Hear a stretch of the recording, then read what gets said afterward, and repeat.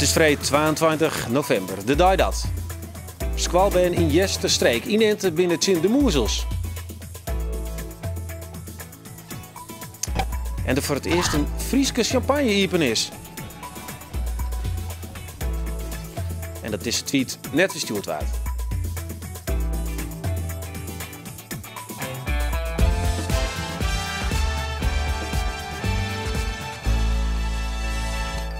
Goejoen en welkom bij Bient. Mijn eerste keer op skis, dat wordt nog wat. En dat komt omdat Aage Veldboom verslaafd is om wintersport. Maar hij is als de deer voor een gipsvlucht. En troch de trainen kun je dan een heel soort ellende voorkomen. En om kosten te besparen in stad Berber Hania joert in bij Evert. Bij hem zit op de stoep een dealauto. Dit is hem. Iedereen die een kaartje heeft, of een Wheels for All kaartje of een OV-chipkaart, maar daar geven ze op kind broekformatie, vermits dat ze lid binnen. Ze helpen jonge criminelen weer op het goede pad of zwaag je ervoor dat een band uit een achterstandsweek toch studeren kan. Al jaren lid SC Cambuur zien dat het net alleen nog maar draait om voetbal, voetbal, voetbal. En om die maatschappelijke blitsen niet nog duidelijker te maken is Nies Krekt en dan ik Nies Krekt op het Cambuurstadion de stichting Cambuur Verbindt oprichten. Aan tafel Karen Smit van Cambuur, oud-speler René Vrijswijk en Brian Yorks van het weekpanel De Vrijswijk. Welkom alleer. Krek uit de auto stapt, uit het Cambuurstadion waar, nou in de smink en dan zit je hem weer. Ja. René, om met daar te beginnen, dat is toch heel lang voor Cambuur al je projecten. In zo'n project is warming up. Dat helpt jongeren om weer gewoon verder te komen in het leven, moeilijke jongens. Kun je een voorbeeld nemen van een van die jongens die het er echt geholpen heeft? Ja, het is een project voor werkloze jongeren van de gemeente Leeuwarden en van andere gemeentes, maar we hebben het meestal in Leeuwarden uitgevoerd.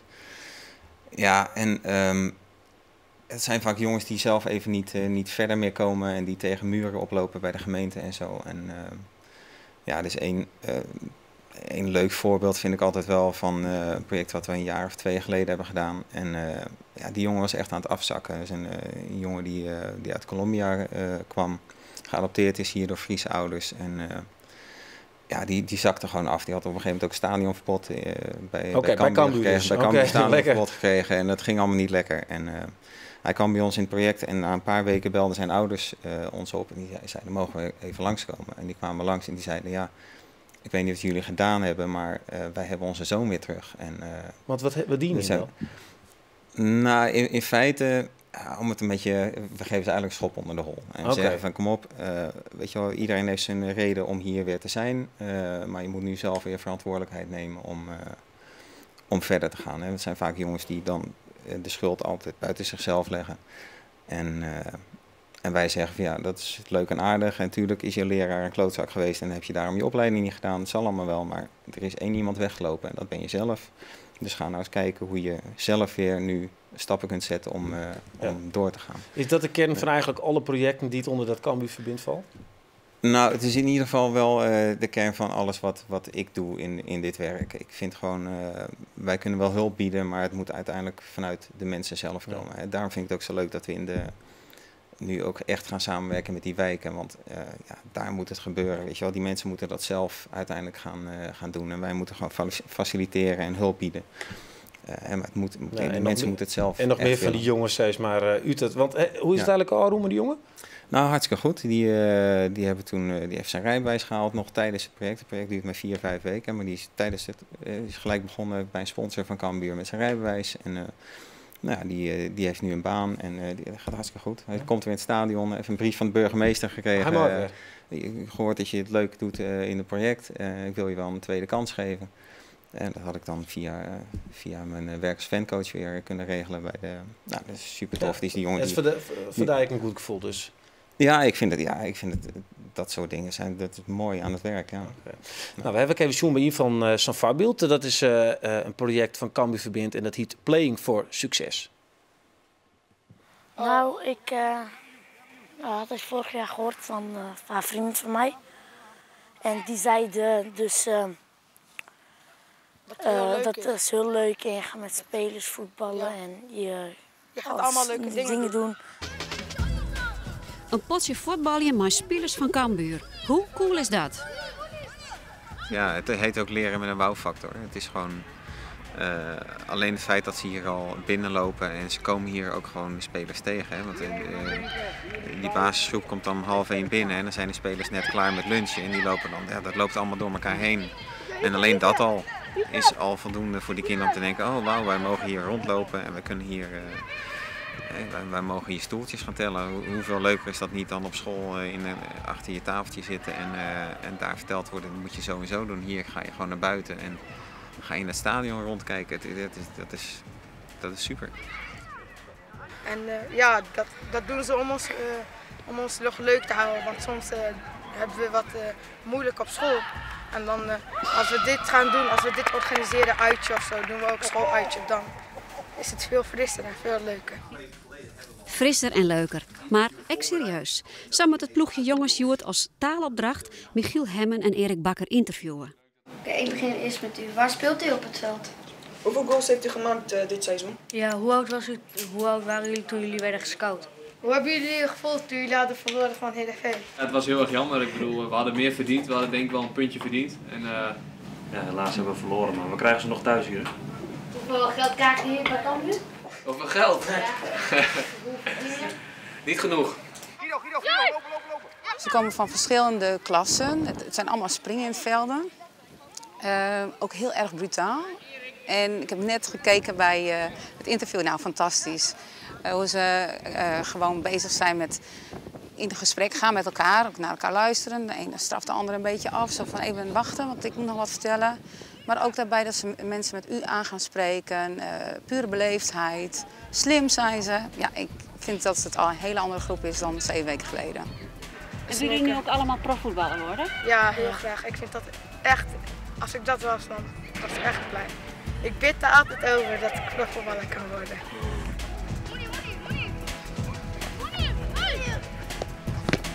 Het staat er ook op dat je niet wil lopen, dat je lui bent.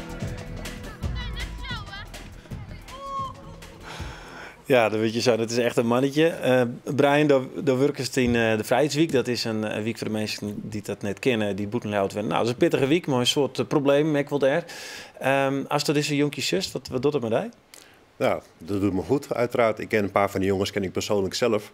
En die zijn heel erg gebaat bij dit soort projecten. Dat zijn op zich zijn hartstikke aardige jongens.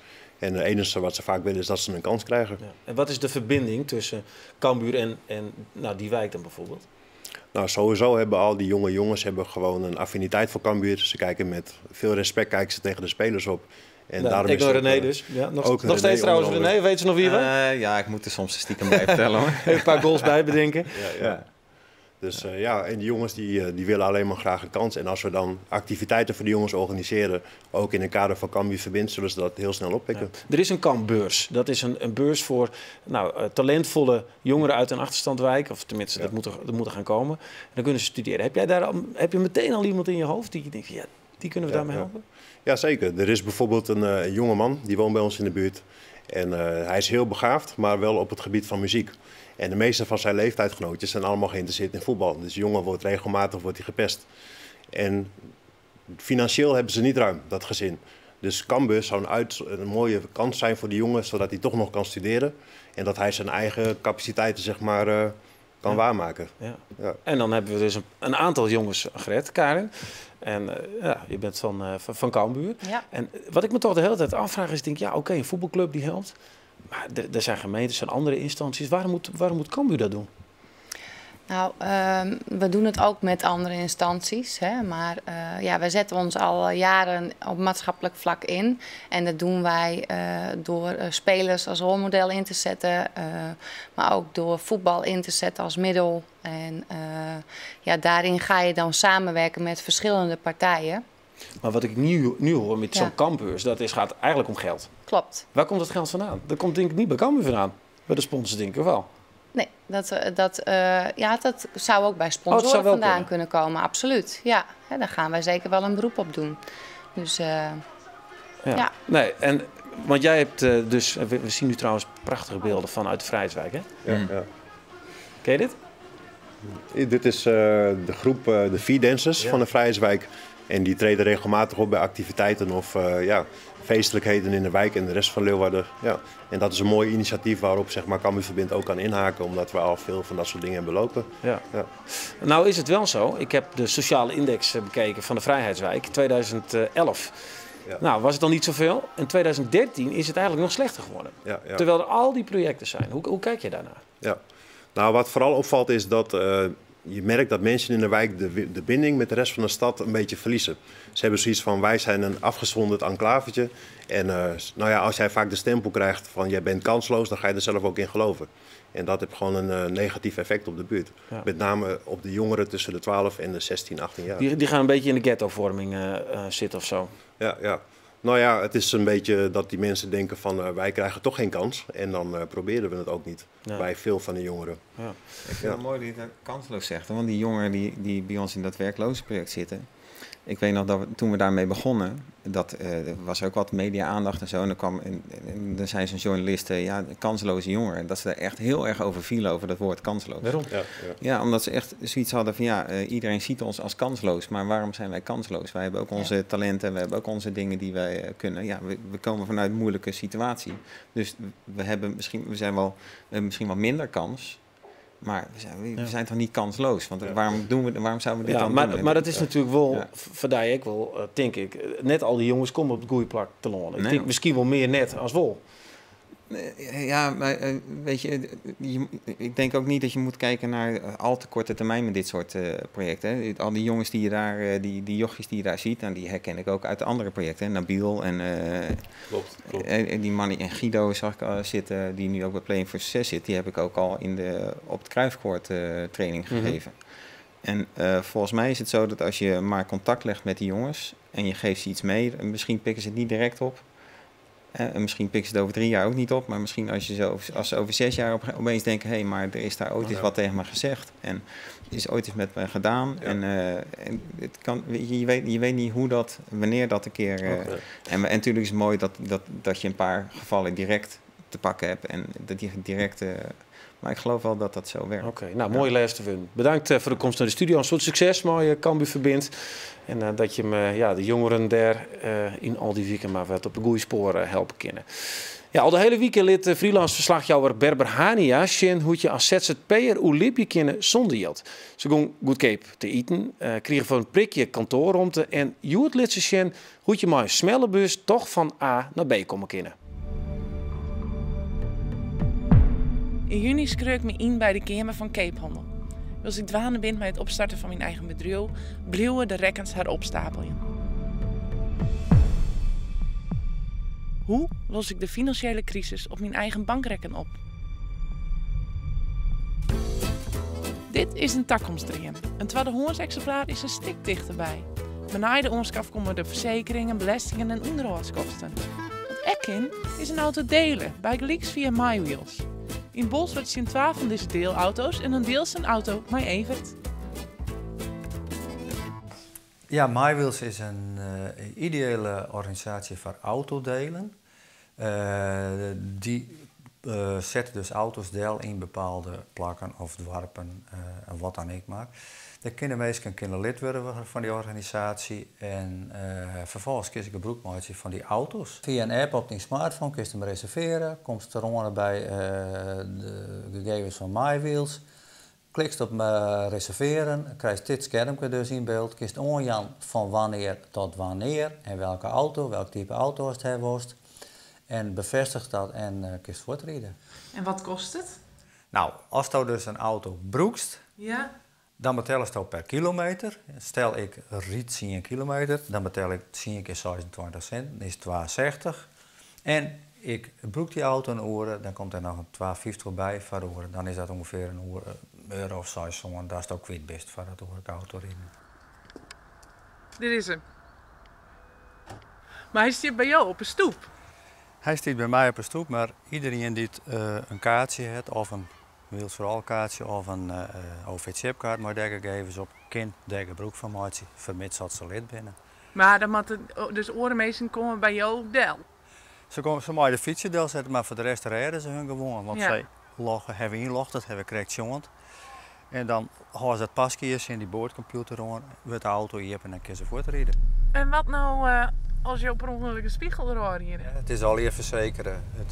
Dat geldt ik voor onderhoud en alles. En verzekering, de hele boel zit bij dit pakket inbegrepen. Dus je hebt eigenlijk geen kost meer, benzine zelfs. En doe je een soort idealisme of is het echt goedkoper? Nou, het ooit van mij vanuit een stuk idealisme geweest. Van waar kun je dus dingen met elkaar delen.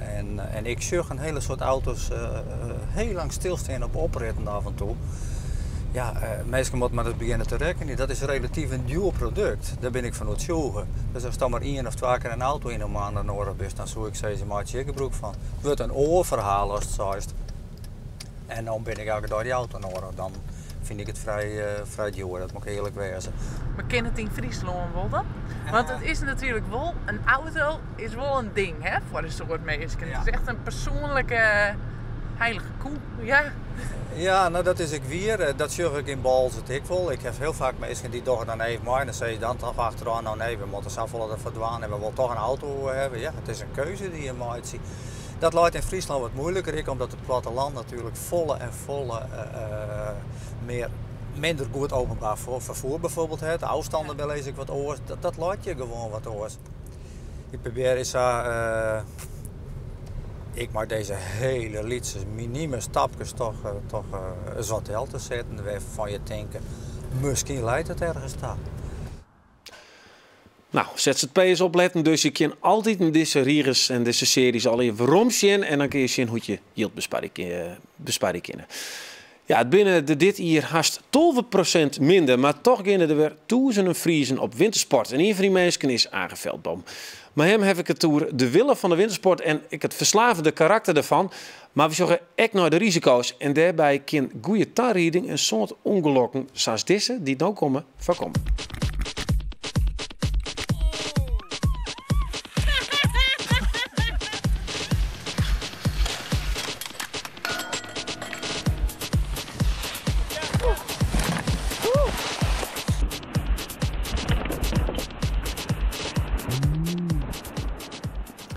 Aage zal lezen, heeft hij wel eens mooi maken?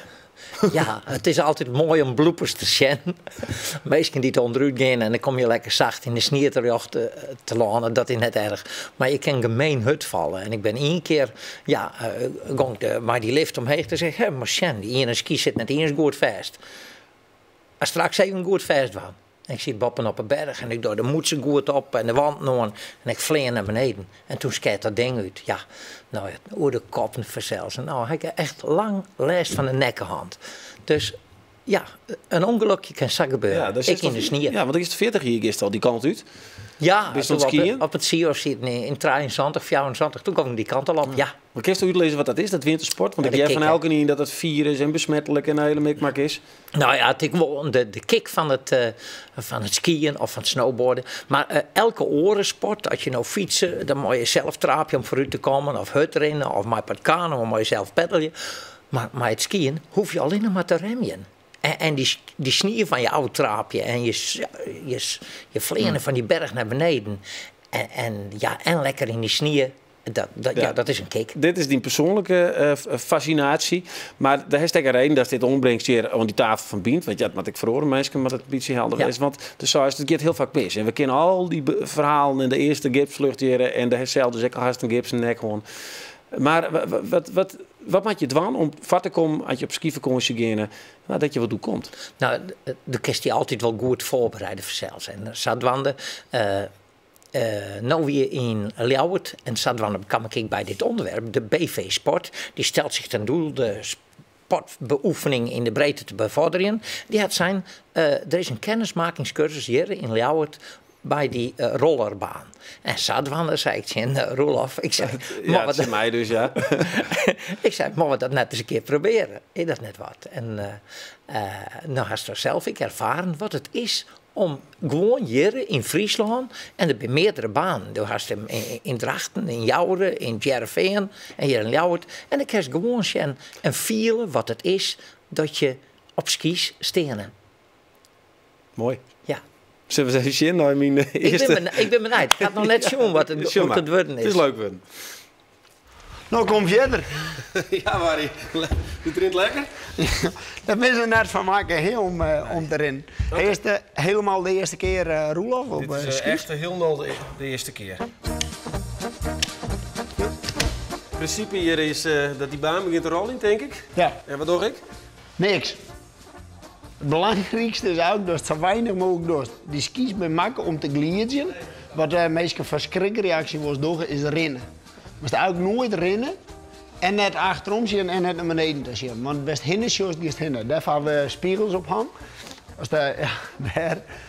Als dan rustig gewoon voor in de schoen hingen blijft en ook niks doet, dan gaat het skiën gaat vanzelf. Komt ie?